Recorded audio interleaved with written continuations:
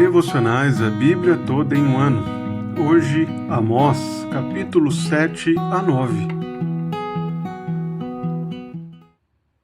A partir do capítulo 7, Amós começa a narrar algumas visões que o Senhor deu a ele, além de alguns conflitos que ele enfrentou enquanto profetizava a vontade do Senhor. O capítulo 7 começa com 3 visões, com 3 sinais que o Senhor mostrou a Amós. A primeira delas era uma nuvem de gafanhotos que, no momento em que começavam a brotar as plantas da terra, aqueles gafanhotos começaram a devorar a toda a terra. Amós intercede pedindo que o Senhor seja misericordioso com Jacó, com Israel, mas o Senhor diz que isso não vai acontecer. Em seguida, a segunda visão é do Senhor chamando o fogo para exercer justiça contra a terra. Esse fogo consumia a toda a terra. Novamente, Amós intercede pelo povo, mas Deus novamente repete que o Senhor não seria misericordioso com Jacó, não pouparia ao seu povo. E a terceira visão é de um prumo, anunciando que o Senhor iria medir, julgar o seu povo e assim condená-los pelo seu pecado. Na segunda metade do capítulo 7, Amazias, sacerdote de Betel, começa a acusar Amós. Ele acusa Amós de conspiração, propõe que Amós seja exilado, mandado embora de Israel e vá para Judá. E ele mesmo se prontifica a tentar expulsar Amós de Israel. Porém, Amós não se intimida. Ele aponta para a sua vocação, para o fato de Deus tê-lo chamado como profeta e que ele estava pronto a obedecer ao Senhor. Além disso, ainda anuncia o juízo contra Amazias. Ele perderá sua família, a sua terra, a sua vida. Ele será alvo da justiça de Deus, tornando-se indigno, assim como seu povo. No capítulo 8, o Senhor volta a trazer uma visão a Amós. Ele traz a visão de um cesto de frutos de verão, frutos já maduros. E assim o Senhor anuncia que o seu povo estava pronto para ser julgado. Já era um fruto maduro, pronto para a colheita da justiça de Deus. Antes do juízo, o Senhor relembra o pecado do seu povo.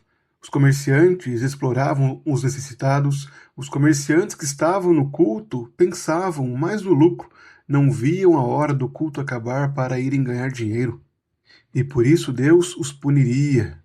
O Senhor faria com que o sol se pusesse ao meio-dia e com que a terra se cubra de trevas em pleno dia. Transformaria as festas tão negligenciadas pelo povo em motivo de luto. O Senhor mesmo abandonaria o seu povo, como ele afirma: eis que vem dias em que enviarei sobre a terra fome, não de pão e sede, não de água, mas de ouvir as palavras do Senhor. O Senhor ficaria calado e o seu povo teria fome e sede dele. O capítulo 9 começa com a visão do Senhor junto ao altar, e é ali que ele inicia o juízo. O Senhor dá ordem para que batam nas colunas até que todo o local caia sobre os adoradores hipócritas. Ainda que eles cavem até o mais profundo abismo, ainda assim a mão do Senhor os tirará de lá. É impossível que fujam da justiça de Deus. Os olhos do Senhor estão contra este reino pecador. Ele sacudirá a casa de Israel, assim como se sacode trigo na peneira. Essa ilustração compara esse juízo com a purificação. O juízo não é para o extermínio de Israel, mas para que sejam purificados. Para o trigo ruim, aqueles que não temem ao Senhor serem lançados fora. Por isso, a parte final do capítulo 9, que encerra o livro, aponta para a restauração que o Senhor faria a Israel. O Senhor levantaria o tabernáculo caído de Davi e repararia suas brechas. O Senhor mudará a sorte do seu povo e eles reedificarão as cidades destruídas, plantarão vinhas e beberão o seu vinho. O Senhor mesmo os plantará na sua terra, e dessa terra jamais serão arrancados. Essa é a promessa do Senhor a eles. As visões que o Senhor concede a Amós servem para confirmar o juízo. O Senhor não terá compaixão de Israel. Ele fará juízo contra esse povo que adora o Senhor de forma hipócrita, que pratica a injustiça na terra, que não teme ao Senhor. Esse juízo é inevitável. É impossível que eles fujam da justiça de Deus. Porém, a mensagem não termina em destruição. Na verdade, o Senhor promete restaurar o tabernáculo de Davi. Ele promete voltar a abençoar o seu povo. a tornar Israel novamente um povo próspero, ao plantá-lo nessa terra e nunca mais arrancá-lo. Essa promessa, porém, não é cumprida no retorno do exílio, mas é cumprida na obra de Cristo. Ela encontra o seu cumprimento em Cristo, o Filho de Davi, que restabelece o templo do Senhor e que reina eternamente. O juízo que Israel não poderia evitar diante de tantos pecados, Cristo sofreu pelo seu povo. Ele foi condenado para que aqueles que também falham em obedecer perfeitamente a Deus, aqueles que, vez ou outra, cometem a injustiça, como Israel vivia na prática da injustiça, possam ser salvos. Apesar de todo o nosso pecado, em Cristo há perdão, pois ele sofreu a justa ira de Deus, para que nós fôssemos alvos do seu amor.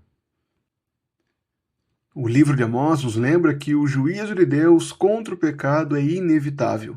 Ninguém poderá escapar da justiça de Deus no dia final.